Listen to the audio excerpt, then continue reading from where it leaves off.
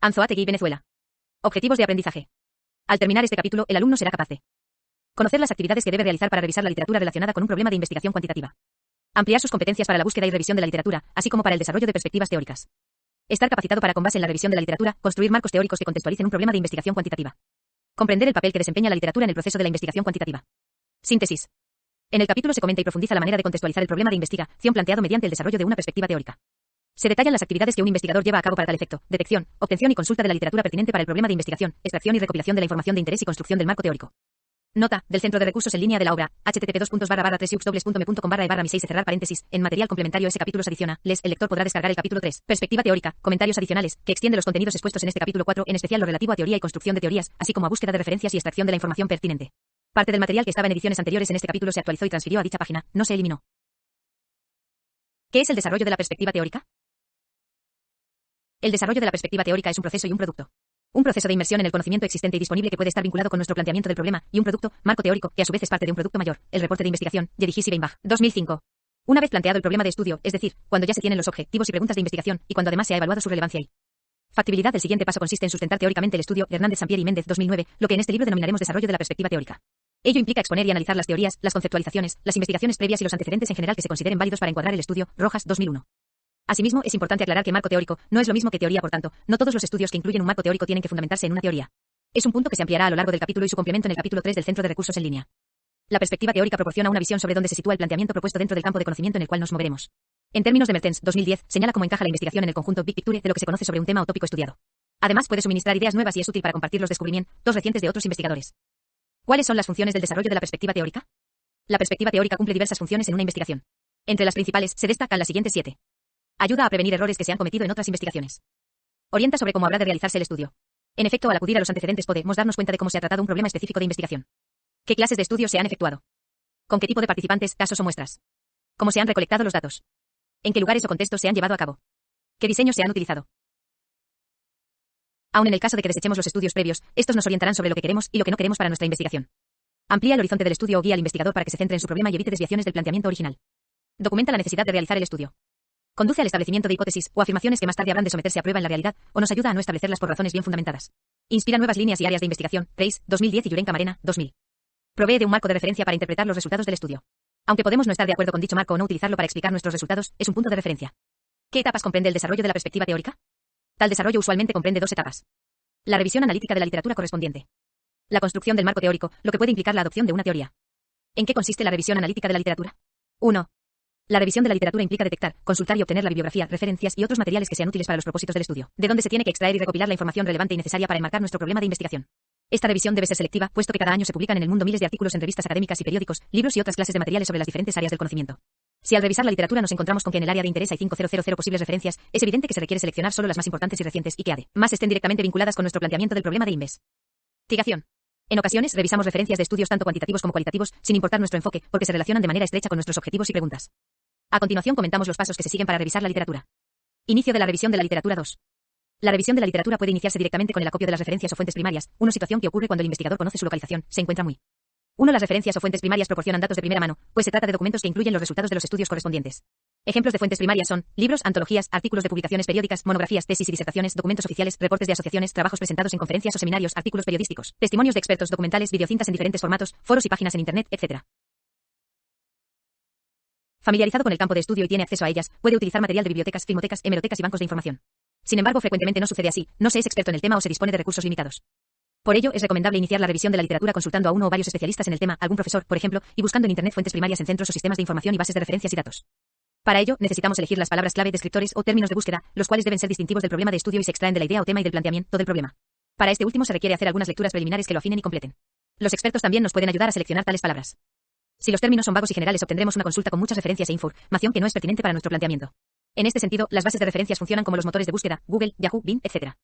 Por ejemplo, si hacemos una consulta con palabras como escuela, educación, comunicación, empresas o personalidad, aparecerán miles de referencias y nos perderemos en un mundo de información.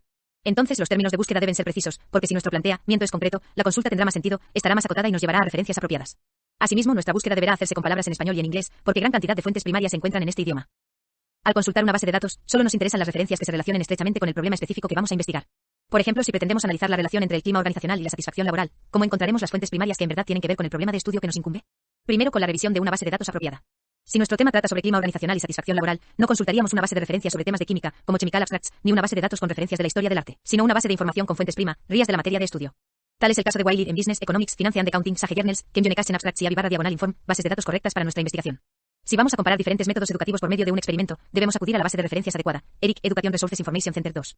En español también hay bases como Latindex y Redalic para diversas ciencias y disciplinas, BVS, Ciencias de la Salud, Enfispo, Enfermería, etc. 3. Una vez elegida la base de datos que emplearemos, procedemos a consultar el catálogo de temas, conceptos y términos del tesauro respectivo. 4. Que contiene un diccionario o vocabulario en el cual podemos hallar un listado de palabras para realizar la búsqueda. Del catálogo debemos seleccionar las palabras o conceptos clave que le confieran una dirección a la consulta. También podemos hacer una búsqueda avanzada con esos términos, utilizando los operadores del sistema booleano, AND en español y OR en español o y not en español no. Con los descriptores y las preposiciones estableceremos los límites de la consulta al banco o la base de referencias. 5. La búsqueda nos proporcionará un listado de referencias vinculadas a las palabras clave. Dicho de otra manera, el listado que obtengamos dependerá de estos términos llamados descriptores, los cuales escogemos del diccionario o simplemente utilizamos los que están incluidos en el planteamiento. Por ejemplo, si nuestro interés se centra en los procedimientos quirúrgicos para el cáncer de próstata en ancianos, y vamos a revisar en las bases de referencias, Medline marca registrada /PubMed marca registrada /Resources Guide en. 2. Estas bases de referencias tienen páginas web en inglés y nuestra consulta requerirá básicamente de términos en este idioma. 3. En el centro de recursos en línea material complementario S apéndices S apéndice 2. Principales bancos /servicios de obtención de fuentes /bases de datos /páginas web para consulta de referencias bibliográficas. El lector encontrará un listado de bases para sus búsquedas. 4. De acuerdo con la Cornell University Library 2005, el tesauro es una lista de todos los títulos o descriptores usados en cierta base de datos, catálogo o índice, proviene del latín thesaurus. 5. Si usted, lector o lectora, no está familiarizado con estos operadores o preposiciones, o nunca ha hecho una búsqueda avanzada, le sugerimos descargar y revisar el capítulo 3 del Centro de Recursos en Línea, en la sección Capítulos titulado Perspectiva teórica, comentarios adicionales, donde se explican sus usos y funciones. Inglés y Medline Plus marca registrada en español, si seleccionamos las palabras o descriptores cáncer y cáncer de próstata. El resultado de la consulta será una lista de todas las referencias bibliográficas que estén en tales bases y que se relacionen con dichos términos, enfermedad. Si hicimos una búsqueda el 10 de abril de 2013 y obtuvimos 107.976 referencias en PubMed marca registrada y 492 en Medline Plus marca registrada, que son demasiadas, por lo que tenemos que utilizar más descriptores o incrementar nuestra precisión.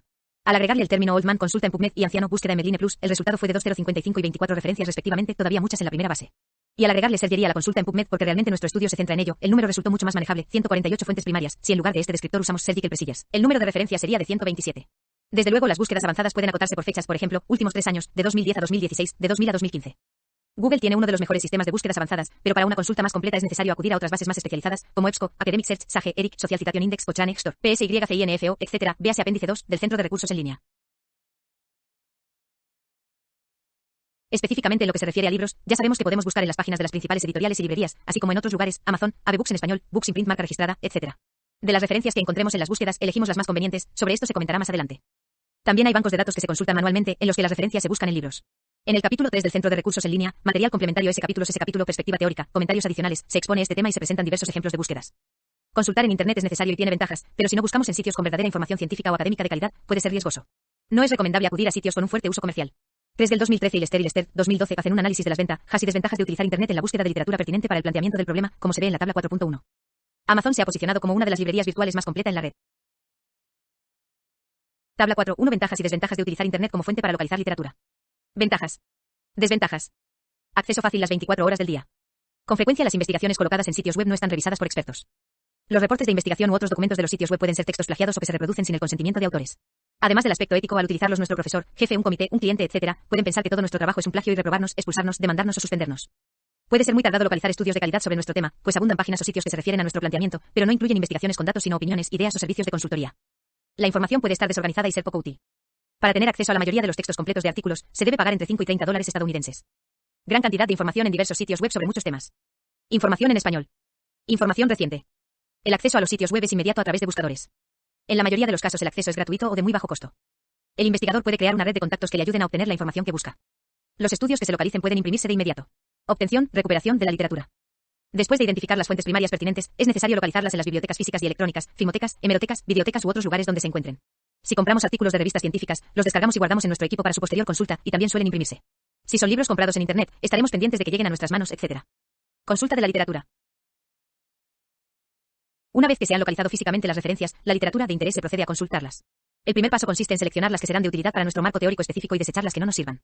En ocasiones, una fuente primaria puede referirse a nuestro problema de investigación, pero no sernos útil porque no enfoca el tema desde el punto de vista que pretendemos establecer. Se han realizado nuevos estudios que han encontrado explicaciones más satisfactorias, que han invalidado sus resultados o que han desaprobado sus conclusiones. Se detectaron errores de método o bien se realizaron en contextos completamente diferentes al de nuestra investigación, etc.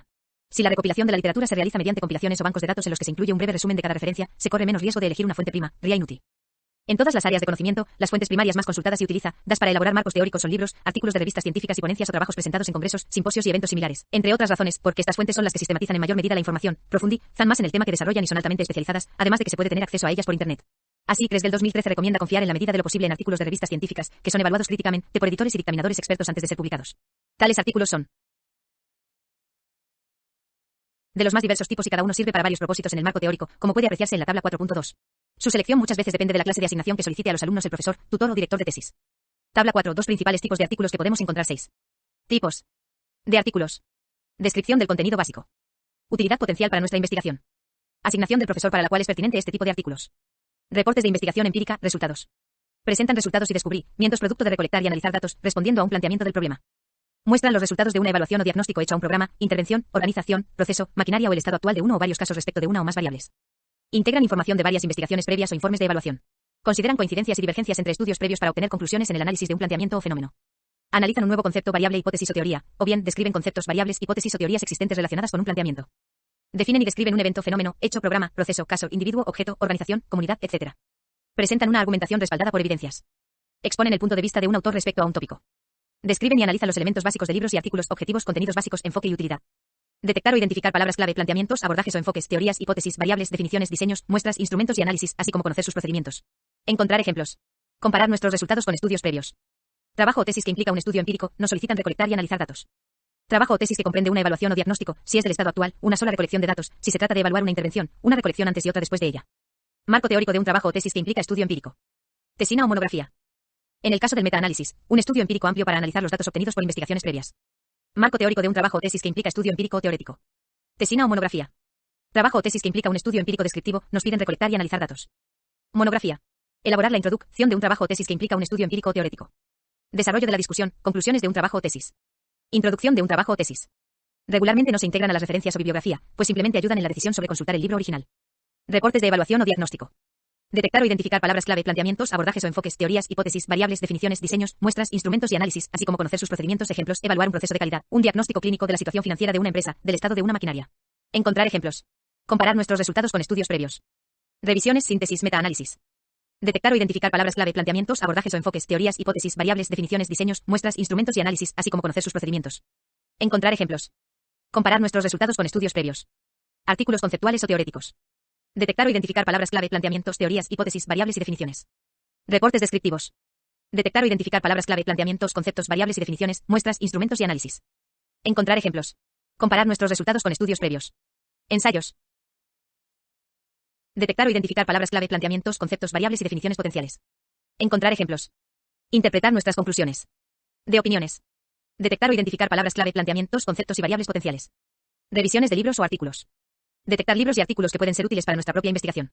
6. Adaptado parcialmente de Sabin Baden y Major, 2013, p. 118. Para establecer la utilidad de los libros, conviene comenzar analizando el índice de contenido y el índice analítico o de materias por cuestión de tiempo, los cuales proporcionan una idea de los temas incluidos en la obra. Al tratarse de artículos de revistas científicas, lo más adecuado es revisar primero el resumen y palabras clave y, en caso de considerarlo de utilidad, examinar las conclusiones, observaciones o comentarios finales o, en última instancia, todo el artículo. Mertens, 2010 y CRES del 2013 proponen una revisión que se aplica a prácticamente cualquier referencia, que implica recolección y análisis de los datos y se presenta en la figura 4.1. Figura 4.1. Revisión de una referencia primaria. Con el propósito de seleccionar las fuentes primarias que servirán para elaborar el marco teórico, es conveniente hacerse las siguientes preguntas. ¿La referencia se relaciona con mi problema de investigación? ¿Cómo? ¿Qué aspectos trata? ¿Ayuda a que se realice más rápido y profundamente mi estudio?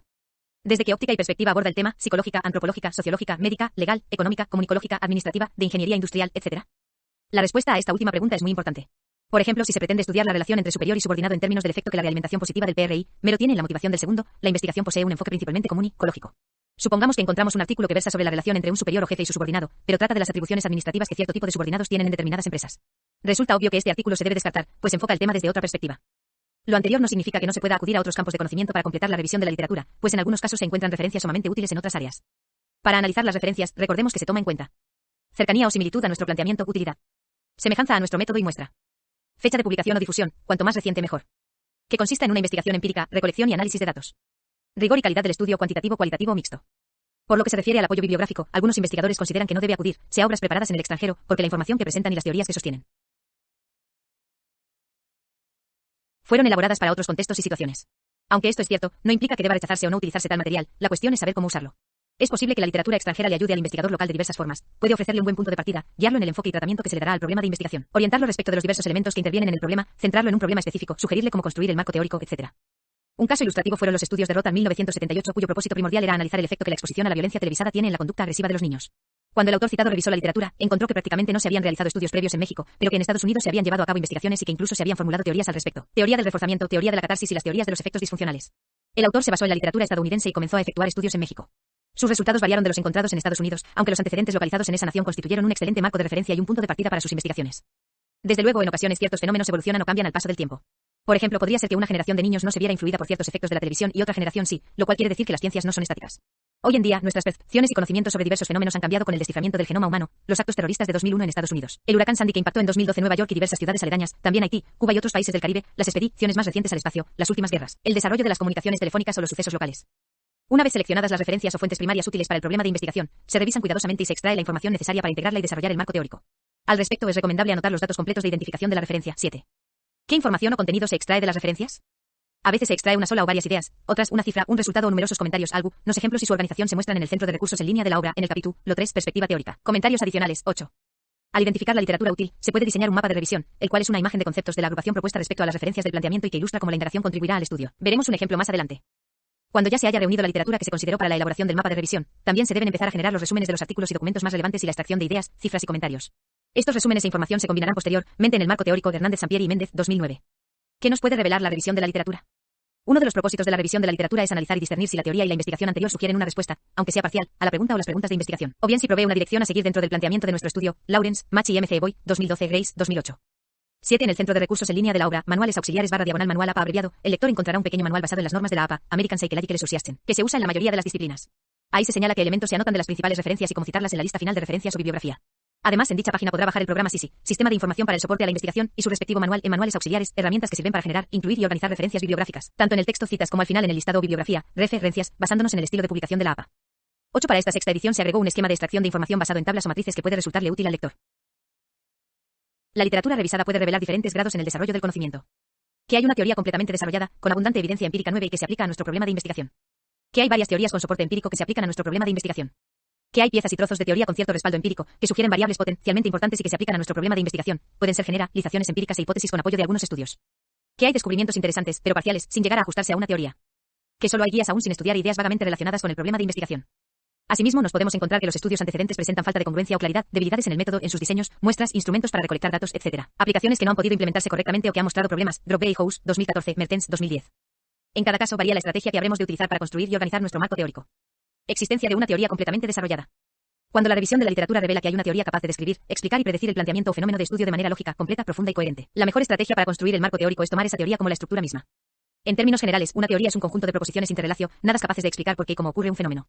En palabras de Kerlinger y Lee, 2002, la teoría constituye un conjunto de constructos, conceptos vinculados, definiciones y proposiciones que presentan una visión sistemática de los fenómenos al especificar las relaciones entre variables, con el propósito de explicar y predecir los fenómenos. Las teorías pueden estar más o menos desarrolladas y tener mayor o menor valor. Los criterios para evaluarlas, así como una explicación e ilustración de estas y las concepciones erróneas respecto de lo que es una teoría, las podrá encontrar el lector en el centro de recursos en línea de esta obra, capítulo 3, perspectiva teórica. Comentarios adicionales. Ahora bien, si se descubre una teoría que explica el problema de investigación que nos interesa, se debe tener cuidado de no investigar algo ya estudiado muy a fondo. Imaginemos que alguien pretende realizar una investigación para someter a prueba la siguiente hipótesis referente al sistema solar. Las fuerzas centrípetas tienden a los centros de cada planeta. Newton, 1984 p. 61. Sería ridículo porque es una hipótesis generada hace más de 300 años, comprobada de modo exhaustivo y que ha pasado a formar parte del saber común. Cuando encontramos una teoría sólida que explica el planteamiento de interés, debemos darle un nuevo enfoque a nuestro estudio, a partir de lo que ya está comprobado, plantear otras interrogantes de investigación, obviamente aquellas que no ha podido resolver la teoría, o bien nos ocupamos de profundizar y ampliar elementos de la teoría y visualizar nuevos horizontes. También puede haber una buena teoría, pero aún no está comprobada o no se ha aplicado a nuestro contexto. De ser así, resultaría de interés someterla a prueba empírica en otras condiciones. Por ejemplo, una teoría de las causas de la satisfacción laboral formulada en Japón, que deseamos probar en Argentina o Brasil, o una teoría de los efectos de la exposición a contenidos sexuales en la televisión que únicamente se haya investigado en adultos, pero no en adolescentes. En el caso de una teoría desarrollada, nuestro marco teórico consistirá en explicar la teoría, ya sea proposición por proposición o en forma cronológica para mostrar su evolución. Supongamos que se 9. La evidencia empírica, en el enfoque cuantitativo, se refiere a los datos de la realidad, que apoyan o dan testimonio de una o varias afirmaciones. Se dice que una teoría ha recibido apoyo o evidencia empírica cuando hay investigaciones científicas que han demostrado que sus postulados son ciertos en la realidad observable o medible. Las proposiciones o afirmaciones de una teoría llegan a tener diversos grados de evidencia empírica. Así no hay evidencia empírica a favor ni en contra de una afirmación, a esta se le denomina hipótesis B si hay apoyo empírico. Pero este es moderado, la afirmación o proposición es una generalización empírica, y C si la evidencia empírica es abrumadora, hablamos de Ley, Sullivan, 2009, Reynolds, 1980. Intenta responder la siguiente pregunta. ¿Cuáles son las características del trabajo relacionadas con la motivación para terminar las tareas laborales? 10. Al revisar la literatura, se encontraría una teoría sumamente desarrollada, designada como la teoría de la relación entre las características del trabajo y la motivación intrínseca.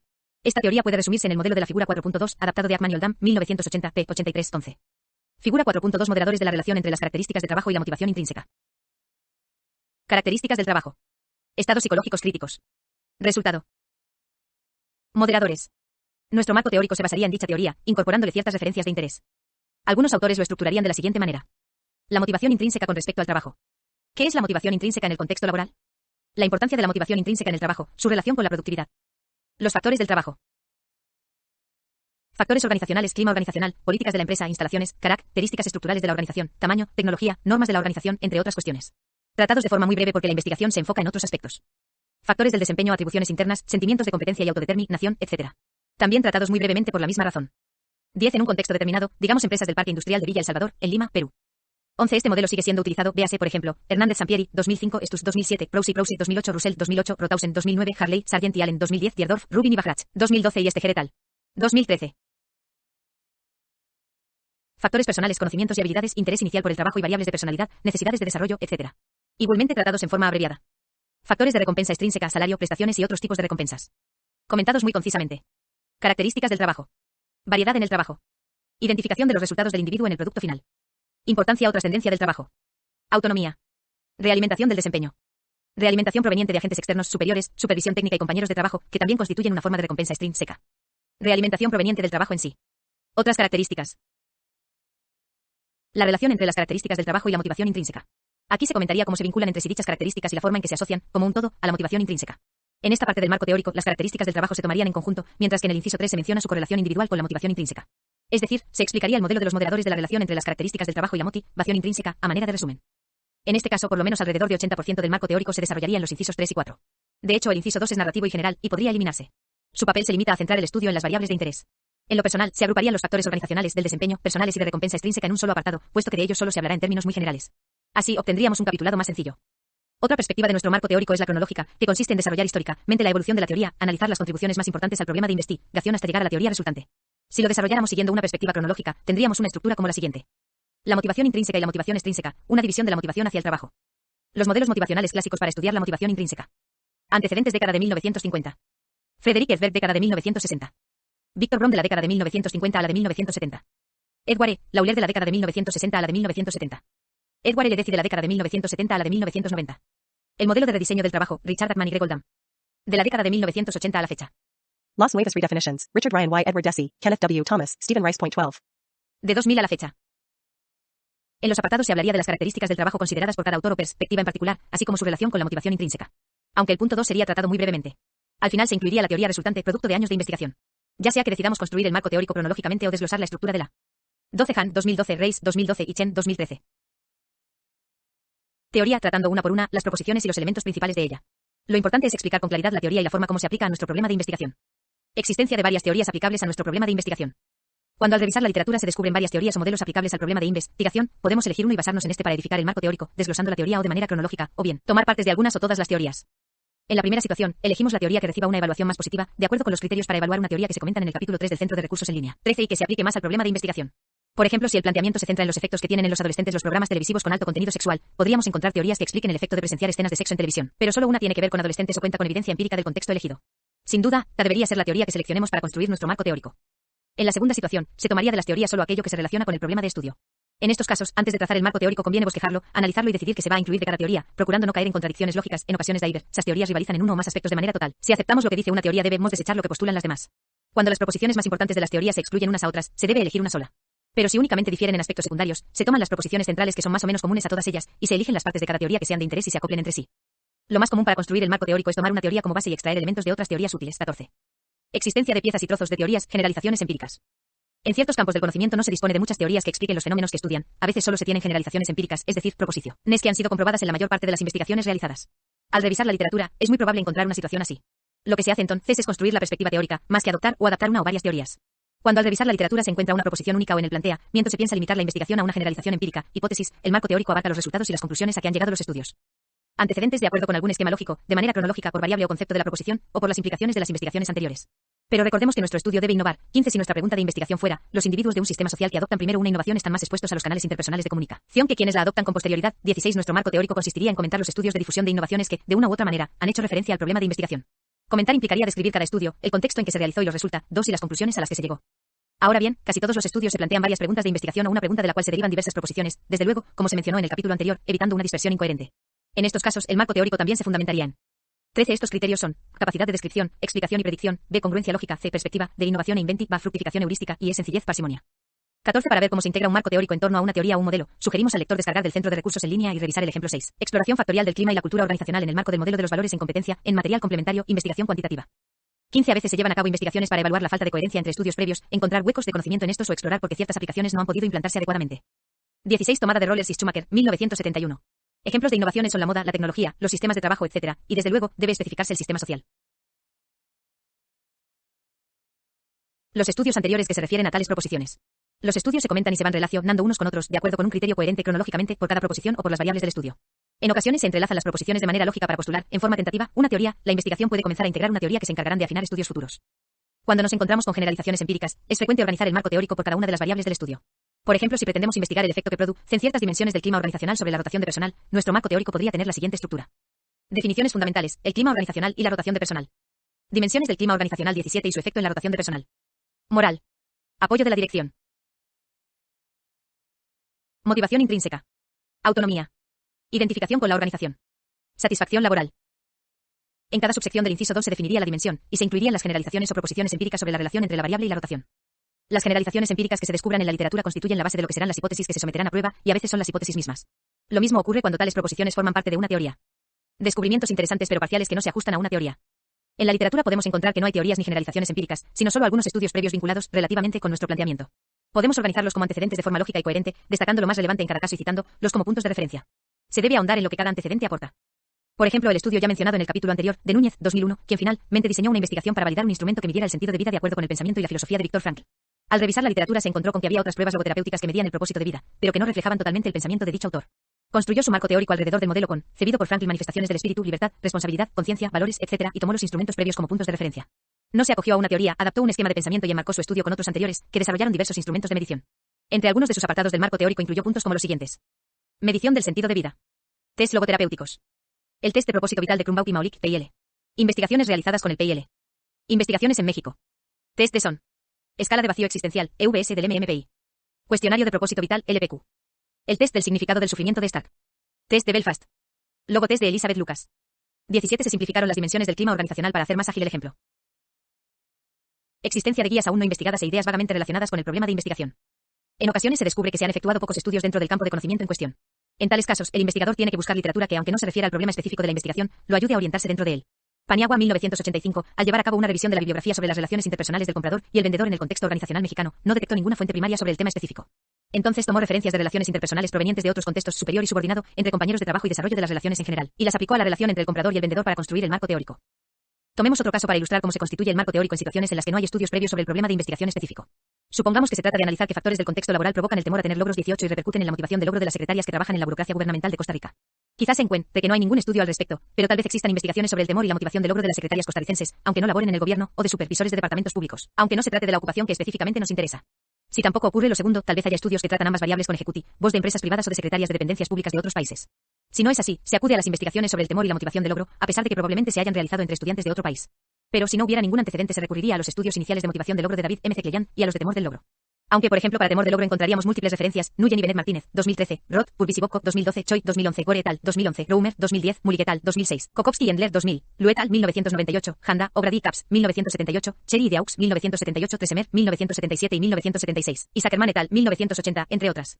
Pero en el supuesto de que tampoco las hubiera, se acudiría a estudios generales sobre temor y motivación. Sin embargo, casi siempre se cuenta con un punto de partida. Las excepciones en este sentido son muy pocas. Las quejas de que no hay nada, nadie lo ha estudiado, no sé en qué antecedentes puedo basarme, por lo general se deben a una deficiente revisión de la literatura. Se encuentra otro ejemplo sobre qué hacer cuando no hay literatura, incluso sobre cuestiones no inventadas, en el ya referido capítulo 3 que se puede descargar del centro de recursos en línea. Algunas observaciones sobre el desarrollo de la perspectiva teórica.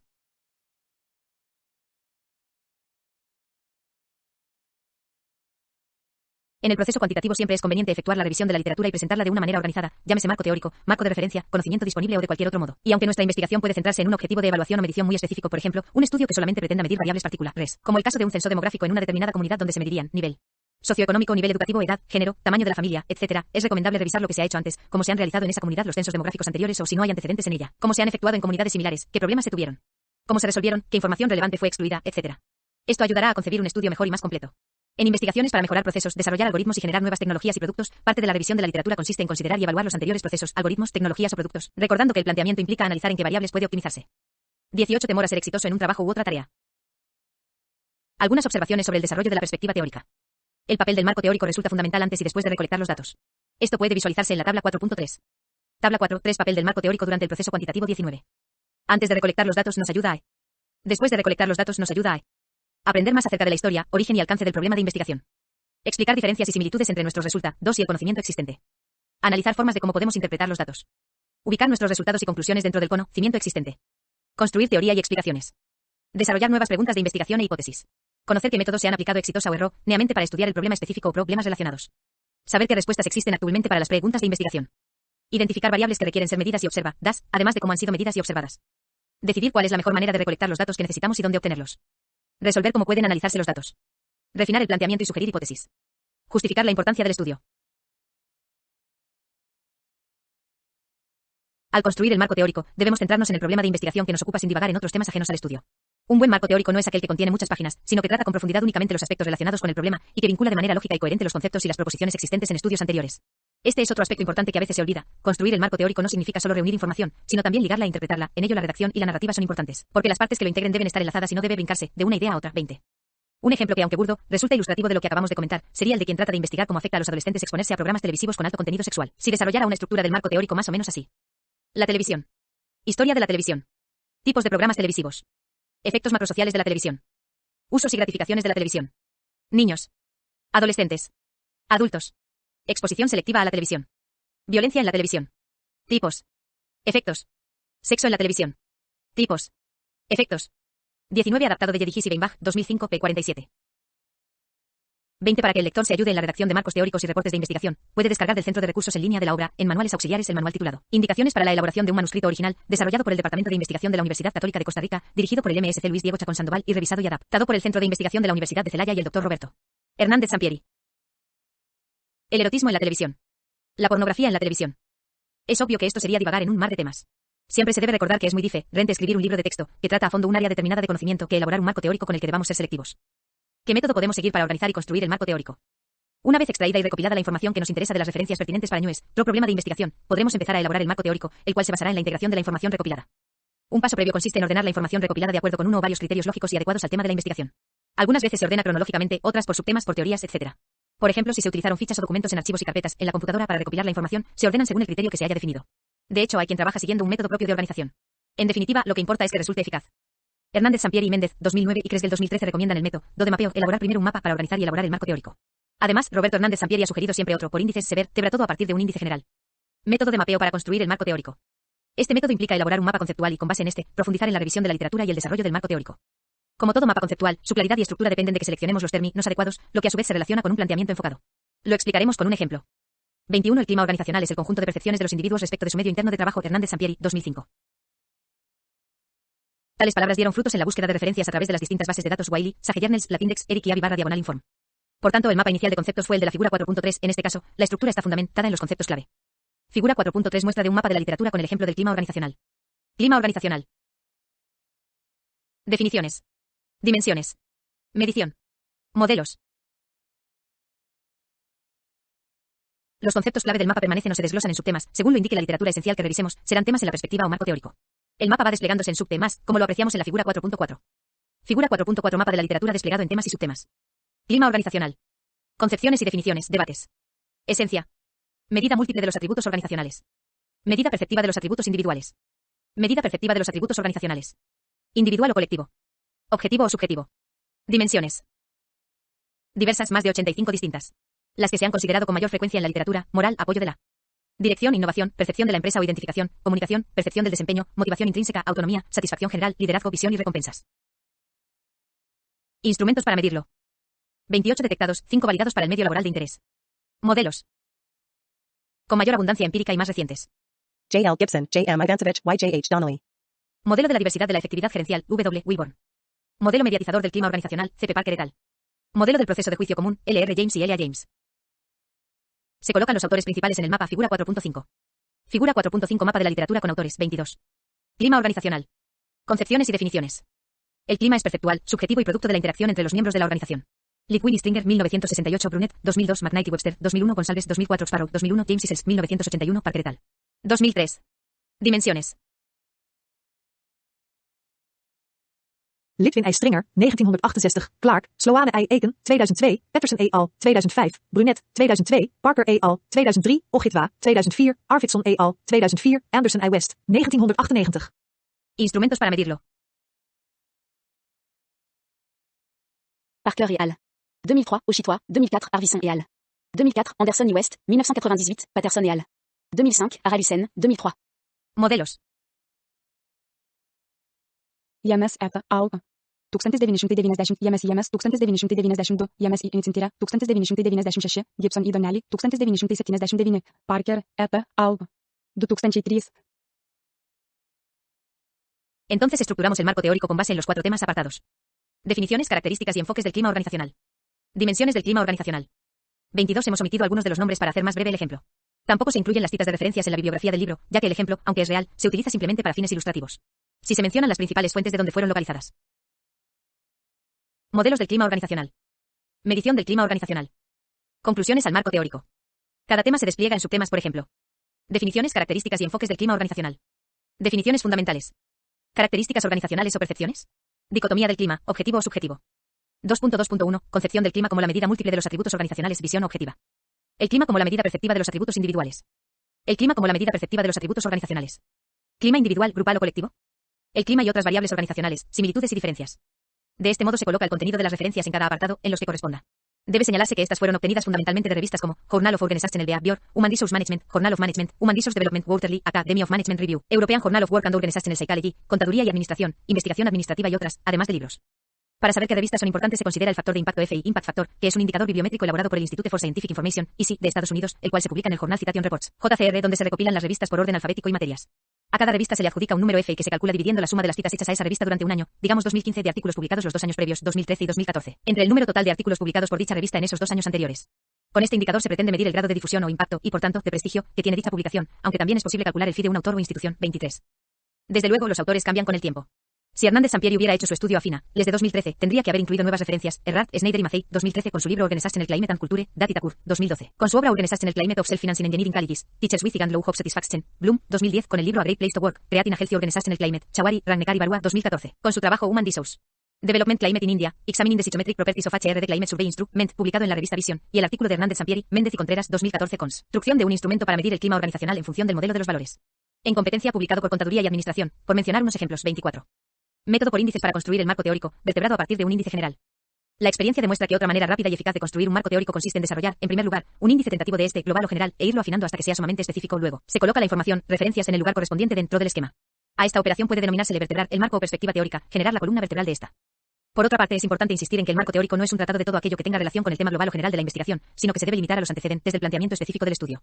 Si este se refiere a los efectos secundarios de un tipo de medicamento concreto en adultos de cierto perfil, la literatura que se revise y se incluya deberá tener relación con el tema en particular. No sería práctico incluir apartados como la historia de los medica. 23. Una explicación más amplia la encontrará el lector en el capítulo 3 de los capítulos adicionales del Centro de Recursos en Línea, en Mate, Reales Complementarios. 24. Un ejercicio interesante para un alumno de ciencias administrativas y campos afines sería actualizarlo, pues es un tema tratado extensamente en estas 2 últimas décadas. Asimismo, para ver qué elementos de una referencia se incluyen, recordamos al lector que puede remitirse al Centro de Recursos en Línea de la obra, en material complementario, manuales, introducción al estilo APA para citas y referencias, y usar el programa SISI, Sistema de Información para el Soporte a la Investigación. Mentos, los efectos de los medicamentos en general, las reacciones secundarias de los medicamentos, tos en bebés, etc. El proceso de vertebrar el marco teórico en un índice puede representarse con el siguiente esquema, figura 4.6. Figura 4.6. Proceso de vertebración del índice del marco teórico y ubicación de referencias. De esta forma se completan los apartados, temas y subtemas con contenidos extraídos de las referencias pertinentes para cada uno de ellos, aunque primero se estructura el índice de la columna vertebral. A continuación se muestra un ejemplo. Imagen del partido o fuerza política que apoya al candidato. Antecedentes del partido político y conocimiento que tienen los votantes de este. Atribuciones sobre el partido, honestidad de los gobernantes emanados del partido, resultados demostrados de sus gobiernos, experiencia de gobierno. Identificación con el partido político. Credibilidad del partido político.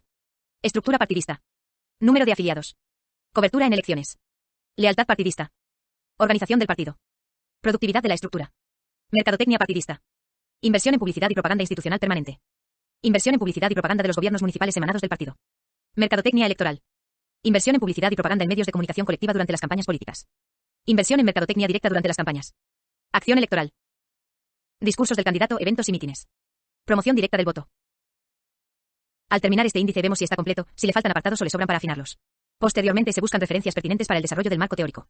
Ahora se integran las referencias donde les corresponde. Sin embargo, si vemos que el estudio puede ser muy extenso, como el ejemplo, está presente una gran cantidad de variables, se puede tomar la decisión de especificar más y acotar el problema, podemos centrarnos únicamente en los factores de imagen de los candidatos que inciden en el voto. En el método por vertebración hay una jerarquía entre apartados generales y específicos subapartados. Para elaborar cada apartado y sus secciones, se pasa de los primeros a los segundos, pero también puede hacerse en sentido contrario, de los subapartados a los apartados generales, una especie de vertebración inversa, aunque es menos común. Por ejemplo, si estamos pensando en un estudio para determinar los problemas de aprendizaje de los estudiantes de medicina en un contexto específico, la vertebración puede iniciarse en los apartados generales o de manera contraria, en los apartados específicos, subapartados, figura 4.7. Figura 4.7 Vertebración del marco teórico, de lo general a lo particular y en sentido inverso. Temática del marco teórico, problemas de aprendizaje de los estudiantes de medicina. Apartados generales. Preparación previa en el bachillerato. Capacidades y habilidades del estudiante. Liderazgo del profesor. Motivación. Apartados específicos del segundo apartado general, capacidades. Capacidades de aprendizaje. Habilidades clínicas. Capacidades para resolver problemas. Habilidad para el trabajo en equipo. Etcétera, etcétera. Se va del tema general a los subtemas particulares, vertebración.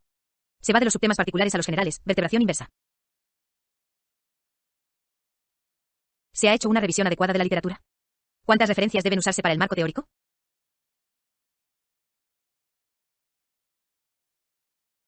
Esto depende del planteamiento del problema, el tipo de informe que estemos elaborando y el área en que nos situemos, además del presupuesto. Por tanto, no hay una respuesta exacta ni mucho menos. Sin embargo, algunos autores sugieren un mínimo de 30 referencias para una tesis de pregrado, maestría y artículos para publicar en revistas académicas, por ejemplo, Mertens 2010 y University of San Francisco 2013. Hernández Sampieri et al. 2008 analizaron varias tesis y disertaciones, así como artículos de revistas académicas en Estados Unidos y México, consultaron a varios profesores iberoamericanos y encontraron parámetros como los siguientes. En una investigación en licenciatura para una materia o asignatura el número puede variar entre 15 y 25, en una tesina entre 20 y 30, en una tesis de licenciatura entre 25 y 35, en una tesis de maestría entre 30 y 40, en un artículo para una revista científica entre 40 y 60. En una disertación doctoral el número se incrementa entre 60 y 120, no son de ninguna manera estándares, pero resultan en la mayoría de los casos 25 sin embargo. Deben ser referencias directamente vinculadas con el planteamiento del problema, es decir, se excluyen las fuentes primarias que mencionan indirectamente o de forma periférica el planteamiento, las que no recolectan datos o no se fundamentan en estos, que son simples opiniones de un individuo, y también las que resultan de trabajos escolares no publicados o no avalados por una institución. ¿Qué tan extenso debe ser el marco teórico? Esta también es una pregunta difícil de responder, muy compleja, porque son múltiples los factores que determinan la extensión de un marco teórico. Sin embargo, comentaremos el punto de vista de algunos autores relevantes.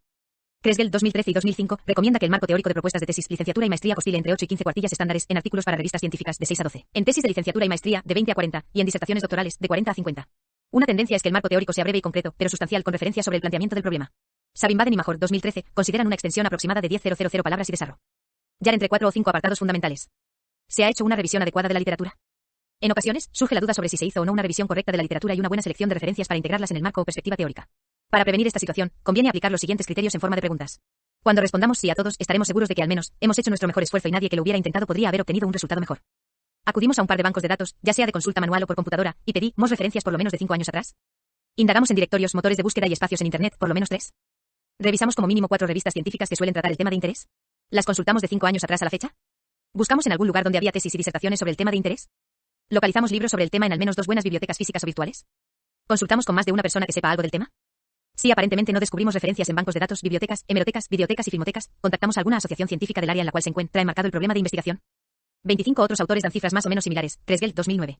La Universidad de Canberra 2013 considera los siguientes mínimos: tesis de licenciatura 5 a 20, tesis de maestría 40 y disertación doctoral 50. Además, cuando hay teorías o generalizaciones empíricas sobre un tema, cabría agregar las siguientes preguntas con fines de autoevaluación.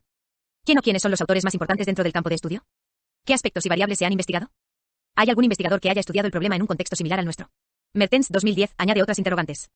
¿Tenemos claro el panorama del conocimiento actual respecto de nuestro planteamiento? ¿Sabemos cómo se ha conceptualizado nuestro planteamiento?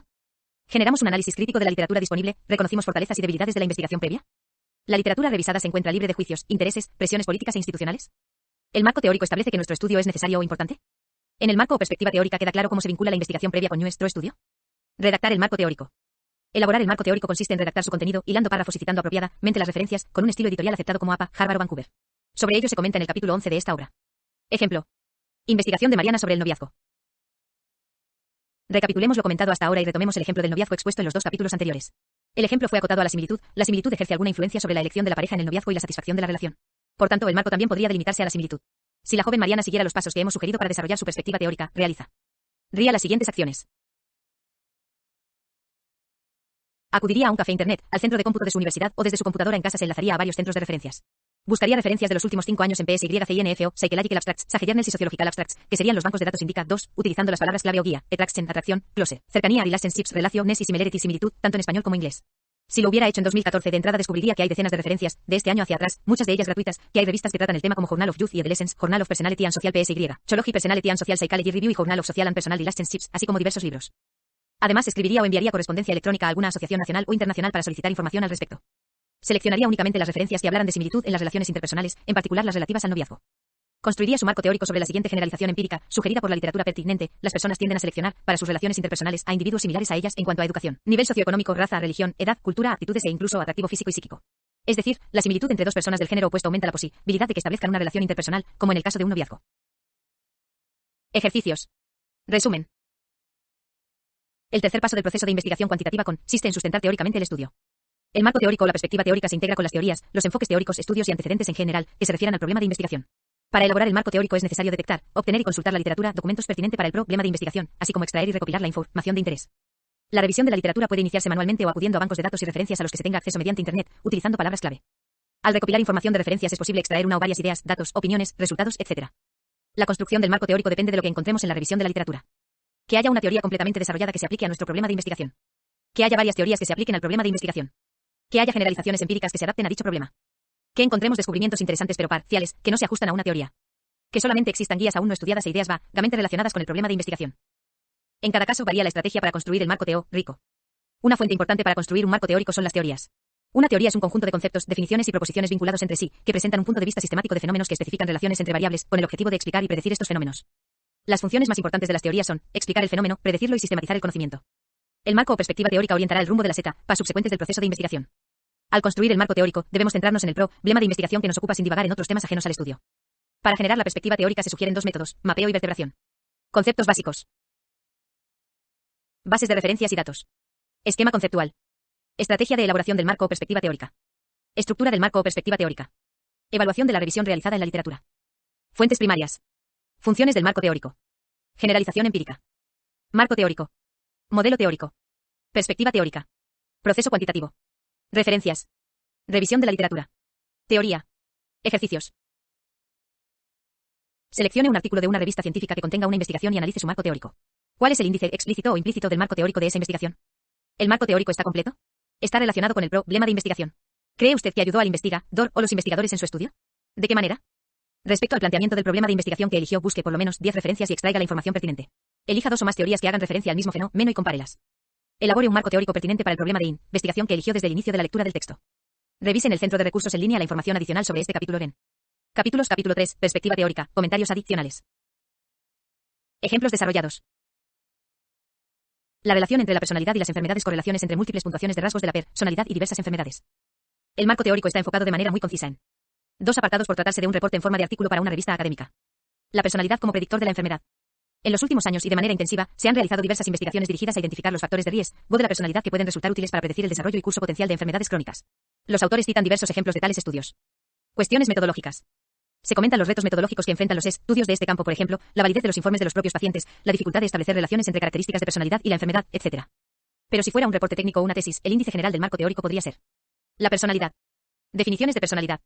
Tratado muy brevemente 4 o 5 definiciones, en el que se destaque la que se adecue más al estudio con 3 o más referencias que la apoyen. Consideraciones sobre la personalidad breve. Dimensiones de la personalidad. Mencionar 3 o 4 teorías o modelos que consideren dimensiones de la personalidad y señalar cuáles son esas dimensiones, para puntualizar que la personalidad es una variable compleja constituida por diversas dimensiones. Particularmente aquellos modelos o teorías que propongan las dimensiones que consideramos incluir. Los subapartados pueden ser: modelos de las dimensiones de la personalidad. Modelo elegido, nombre o la propuesta de modelo tomando en cuenta otros y comentando las dimensiones que se eligen para el estudio. Medición de las dimensiones de la personalidad. Referirse a los instrumentos genéricos que se utilizan para evaluar la personalidad y sus dimensiones o factores. Enfermedades crónicas. Desarrollar las que se habrán de considerar y los factores asociados con su presencia, referencia sobre sus causas, aspectos genéticos, ejercicio, hábitos nocivos como el beber y fumar. Muy breve porque no todas las causas son objeto del planteamiento, especialmente si los lectores son especialistas en los campos de la salud. La personalidad como predictor de la enfermedad. Estudios que apoyen la relación entre la personalidad y las enfermedades. Medición de la presencia de enfermedades. Mencionar los instrumentos genéricos, análisis clínicos, entrevista clínica, informes de pacientes y citar referencias de su uso, particularmente del instrumento o instrumentos elegidos, en este caso, los informes de los pacientes. Indicar confiabilidad y validez de los instrumentos. Retos metodológicos. como lo hicieron los autores y según se mencionó previamente. La televisión y el niño. Índice del marco teórico. El enfoque de usos y gratificaciones de la comunicación CO-lectiva. Principios básicos. Necesidades satisfechas por los medios de comunicación colectiva en los niños. Diversión. Socialización. Identidad personal. Supervivencia. Otras necesidades. Resultados de investigaciones sobre el uso que el niño da a la televisión. Funciones que desempeña la televisión en el niño y gratificaciones que recibe este por ver televisión.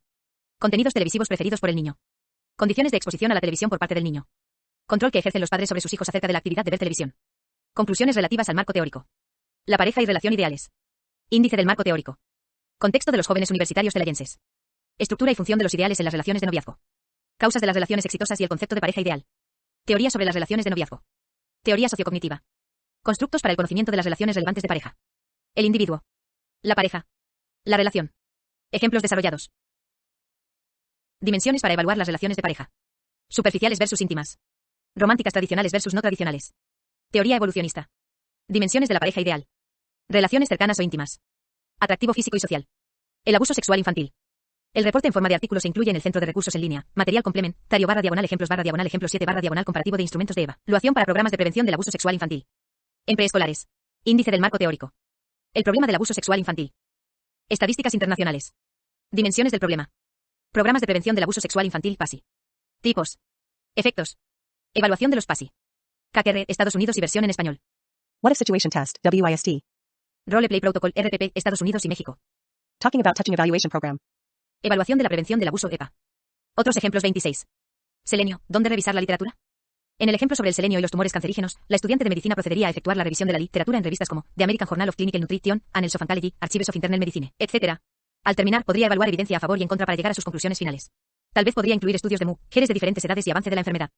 Medicamentos que pueden provocar daños físicos a la estructura de los dientes. Los estudiantes de odontología interesados en los posibles efectos negativos de los medicamentos podrían utilizar como términos de búsqueda oral, medicamentos, drugs, efectos negativos, side effects, reacciones adversas, adverse reactions. Dientes, teeth, etc., and basis de datos como EBSCOS Dentistry and Oral Sciences Source Sage Journals. Su marco teórico podría tener el siguiente índice. Efectos generales de los medicamentos en los dientes. Una introducción a los estudios generales que mencionan el tema y los principales efectos breve. Efectos de los medicamentos en la coloración de los dientes. Extrínsecos, por ejemplo, la clorexidina, etc., citar estudios y fuentes. Intrínsecos, por ejemplo, fluoruros inorgánicos, las tetraciclinas, minociclina, etc., citar estudios y fuentes. Breve, pues la investigación se centra en los medicamentos que afectan la estructura de los dientes. Efectos de los medicamentos en la sensibilidad de los dientes, por ejemplo, ciertos peróxidos. Breve, pues la investigación se centra en los medicamentos que afectan la estructura de los dientes. Efectos de los medicamentos en la estructura de los dientes. Medicamentos que contienen azúcar, varios medicamentos líquidos como medicamentos que generan erosión en los dientes, aspirina, ciertas medicinas para el asma. Medicamentos que resultan en decremento de la secreción salival, serostomía. Antidepresivos, anticolinérgicos. Medicamentos utilizados para blanqueamiento del diente interno. Peróxido de hidrógeno en blanqueamiento termocatalítico en dientes con defectos cervicales del cemento. Anticonvulsivos. Medicamentos quimioterapéuticos. En cada apartado se comentan y referencian estudios específicos que han demostrado efectos concretos. Calidad del diseño ambiental y satisfacción general del espacio de trabajo y desempeño laboral.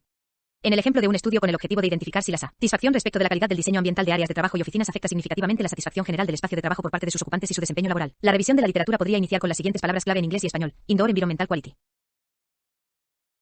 26. En algunos ejemplos se presenta donde buscar referencias pertinentes y en otros una propuesta de índice o en algunos más ambos aspectos, con la finalidad de que no se extienda demasiado el capítulo.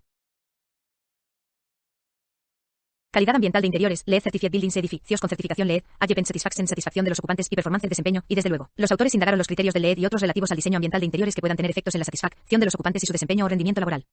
Recordemos que los criterios del diseño ambiental del área de trabajo u oficina son: diseño del espacio, mobiliario, temperatura, térmico, calidad del aire en interiores, iluminación, acústica y cumplimiento de normas para la limpieza y mantenimiento del espacio de trabajo general de acuerdo con la certificación LED de Estados Unidos.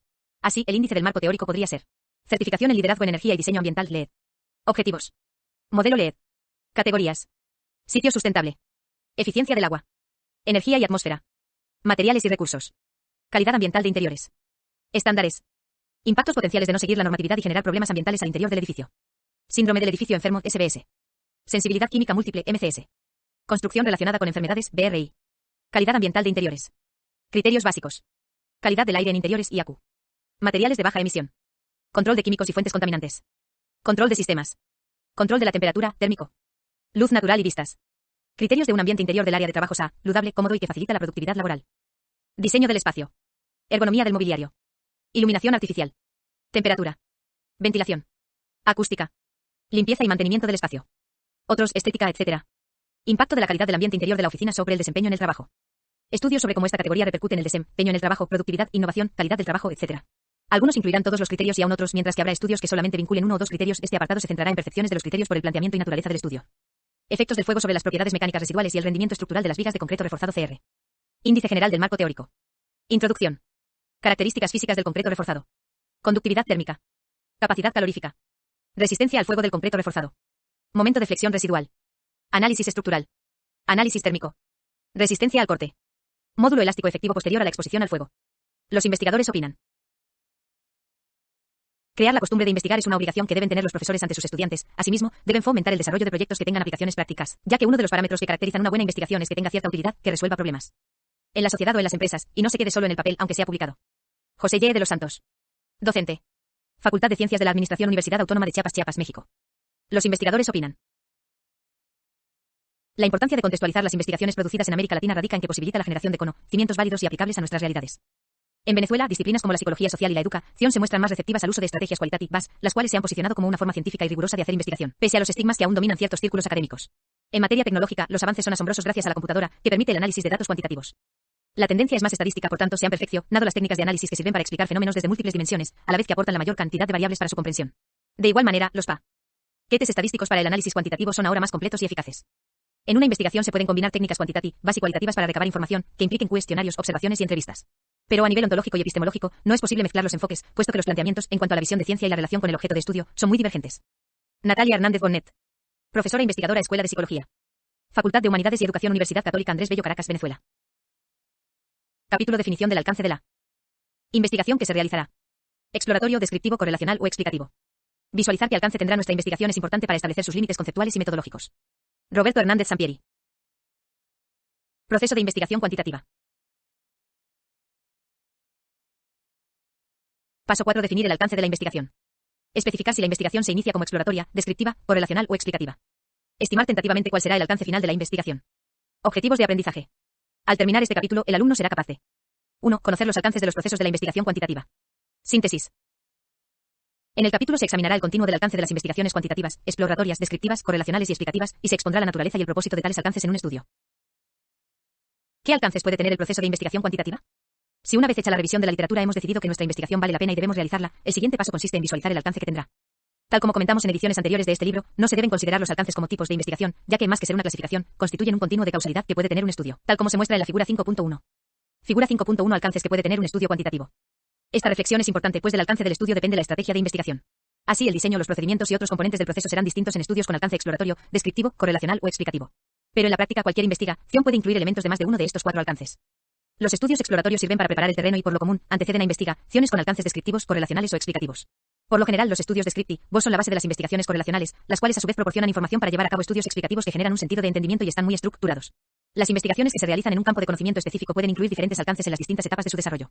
Es posible que una investigación se inicie como exploratoria, después puede ser descriptiva y correlacional, y terminar como explicativa. Figura 5.2. Figura 5.2. Alcances de la investigación.